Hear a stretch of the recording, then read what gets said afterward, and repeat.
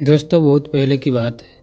एक संत उसके आश्रम में बच्चों को शिक्षा देने की काम करते थे। दूर दूर से बच्चे उस आश्रम में शिक्षा लेने के लिए आते थे। एक दिन उस आश्रम में एक नया शिष्य आया। उस आश्रम के सभी बच्चे ने उस नए शिष्य की स्वागत सत्कार करते और उसका परिचय सबके साथ करवाते। लेकिन वह शिष्य आश्रम में चोरी करने का भाव से रह जाता है। और जब भी उसे मौका मिलता था, वो अन्य शिष्यों की सामान चुरा लेता था।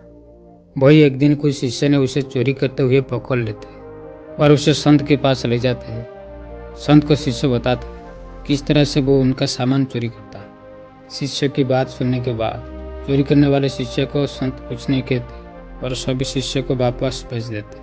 लेकिन संत द्वारा चोरी करने पर कुछ नहीं किए जाने पर सब हैरान हो जाते। फिर वह शिष्य कुछ दिनों बाद चोरी करता हुआ पकड़ा जाता है। फिर शिष्य ने उसे संत के पास ले जाते हैं। संत के पास चोरी की शिकायत करते हैं। फिर संत ने वो शिष्य को कुछ नहीं कहते और ऐसे छोड़ देते। संत द्वारा चोरी करने के लिए शिष्य को ना निकलने जाने पर अन्य शिष्य नाराज हो जाते और अपनी नाराजगी जाहिर करने लगते। संत शिष्य को समझाते कि ये शिष्य आश्रम में नया है, ये बुरी आदत में फंस गया है। किसी का आदत को बदलने में समय लगता है। इससे पहले ये जहाँ रहा करता था वहाँ से उसे ये चोरी करना सीखा है। आश्रम में अच्छी बातें पढ़ाई सिखाई जाती है और एक दिन ये लड़का अच्छा ज्ञान हासिल करने के बाद सुधर जाएगा। अगर मैं आज उसे आश्रम में निकाल देता तो वह चोरी करना नहीं छोड़ेगा, फिर और कहीं जाकर चोरी करेगा। अगर मैं उसे इस आश्रम में रहने दूंगा तो तुम लोग के साथ रहकर सुधर जाएगा। संत की बात सुनकर शिष्यों को अपनी गलतियों का एहसास हो गया और सभी शिष्यों को समझ में आ गया कि अच्छी महल में रहने से, अच्छी बात सुनने से बुरे से बुरा व्यक्ति सही रास्ते पर आ जाते हैं। सभी शिष्य ने संत से क्षमा मांगते हैं और वादा करते हैं कि वे उस लड़के को सुधरने के लिए संत की मदद करेंगे। संत आगे कहते हैं, जिन लोगों के अंदर बुरी आदतें होती उन्हें सजा देने से बजाय अच्छा ज्ञान दे ताकि वो सुधर जाए और एक बेहतर इंसान बन जाए। कभी कभी हमारे समाज में ऐसे व्यक्ति को बहुत बुरी नज़र से देखते हैं। असल में हमारे आसपास ऐसे लोग भी हैं जिनका भी दुनिया में कोई नहीं। उन्हें वह प्यार नहीं मिल पाता जो और बच्चों को मिलता है।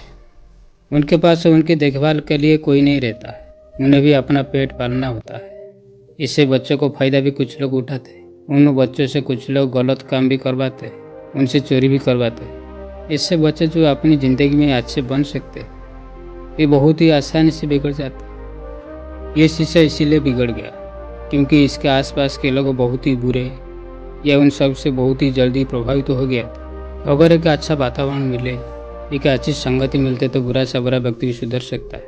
समाज में अच्छे लोग तो है, बुरे लोग ही मौजूद है। जल्दी आपको भी नहीं पता चल पाएगा कि कौन आपकी भलाई चाहता है और कौन आपकी बुराई। गुरु ने कहा, तुम सब भी जिंदगी में नकारात्मक लोगों से दूर रहो, वो सिर्फ तुम्हें भ्रमित करेंगे। तुम सब कितने भी अच्छे क्यों ना बन जाओ, क्योंकि जो बुरे लोग हैं जिनका दिमाग गंदे विचार से भरा हुआ वह तुम्हारे हर काम में टांग अड़ने की कोशिश करेंगे। तुम सबकी बुराई करके तुम सबकी मान प्रतिष्ठा को मिट्टी में मिलाने की कोशिश करेंगे। ऐसा उस समय तुम्हारे साथ सबसे ज़्यादा होगा जब तुम सब अपनी ज़िंदगी में बहुत ही आगे बढ़ रहे हो। उस समय तुम सब सचेत रहना, क्योंकि यह बुरे लोग खुद का भला तो नहीं कर सकते लेकिन तुम्हें डूबने की कोशिश जरूर करेंगे। तुम्हें उनकी बातों पर ध्यान नहीं देना, तुम्हें सिर्फ अपने लक्ष्य पर ध्यान देना। जब तुम सब ऐसा करने लग जाओगे तो वे सब शांत हो जाएंगे। तुम्हारी कामयाबी उन्हें शांत कर देते।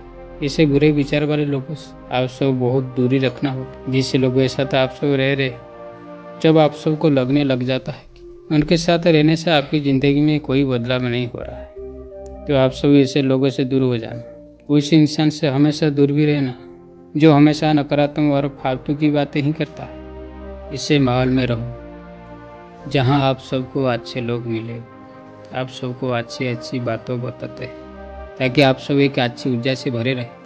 आप सबके दिमाग में अच्छे अच्छे विचार आते रहे। जब आप सब जो भी अपनी ज़िंदगी में करना चाहते वह सब बहुत अच्छी तरीके से कर पाओ, तभी जाकर आप सब अपने भविष्य को भी सुधार सको।